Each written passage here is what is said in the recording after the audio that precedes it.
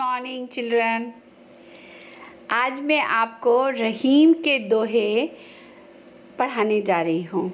यह कक्षा 9th का लेसन 2 है।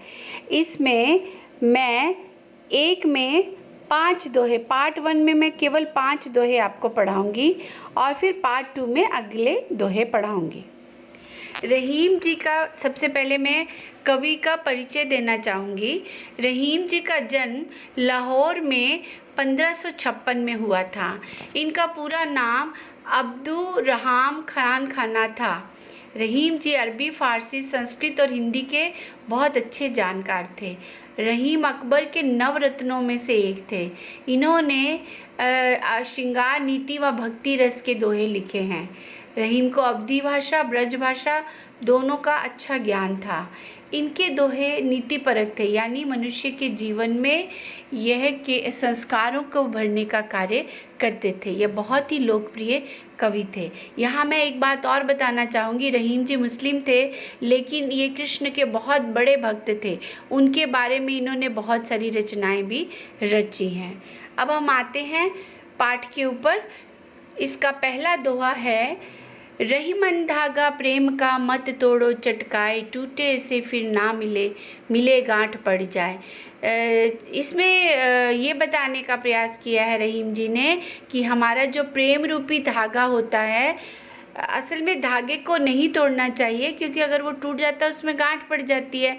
उसकी तुलना उन्होंने रिश्तों से भी की है कि हमें जो प्रेम के रिश्ते होते हैं उन्हें तोड़ना नहीं चाहिए, और अगर एक बार टूट जाते हैं तो फिर उसमें दरार पड़ जाती है। दूसरा दोहा है, रहीमन निज मन की बिथा, मन ही राखो गोए, सुन अटहलें लोग सब, बाट लहे ना कोय। रहीम जी कहते हैं कि निज मतलब अपना, मन मतलब हृदय, बिथा मतलब दुख, मन ही राखो, राखो मतलब रखना चाहिए, और सुने अटहले मतलब मजाक उड़ाते हैं, बाटी मतलब बांटता कोई नहीं है। अब इसका भावार्थ ये है, रहीम जी कहते हैं निज मतलब अपने मन के दुख को अपने मन में ही रखना चाहिए, किसी को बताना नहीं चाहिए, क्योंकि लोग उसको सुनते हैं और आपका मजाक उड़ाते हैं, कोई भी उसे बांट नहीं सकता। इसलिए मन के दुख को अपने मन में ही रखना चाहिए। इसका तीसरा जो है दोहा वो है, एक साधे सब सधे, सब साधे सब जाए, रहीमन मूल ही सींचबो, फूले फले अघाए। एक ईश्वर की आराधना, साधे मतलब साध लेना, एक ईश्वर की पूजा कर लेना, साध लेने से हमारे सारे सब साधे सब जाए, सारे सब कार्य सफल हो जाते हैं और सारी जो बाधाएं हैं वो दूर हो जाती हैं, सब चली जाती हैं। जिस तरह रहीम जी कहते हैं कि हम पेड़ को जड़ से सींचते हैं और फूल और फल अपने आप प्राप्त हो जाते हैं। अघाय मतलब प्राप्त हो जाना। अगले दोहे में कहते हैं रहीम जी, चित्रकूट में रमी रहे, रहीमन अवध नरेश, जा पर विपदा पड़त है, सो आवत यह देश।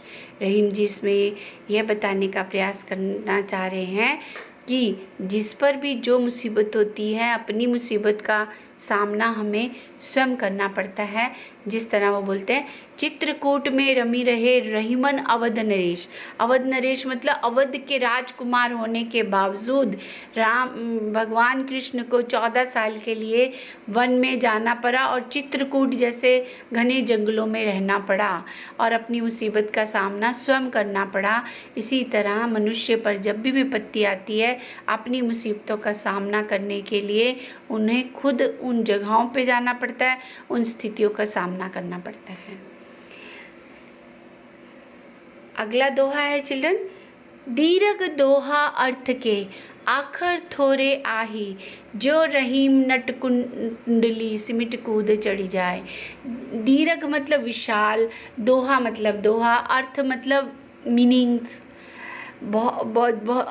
आखर थोड़े, आखर मतलब अक्षर, थोड़े मतलब थोड़े, आही मतलब होते हैं।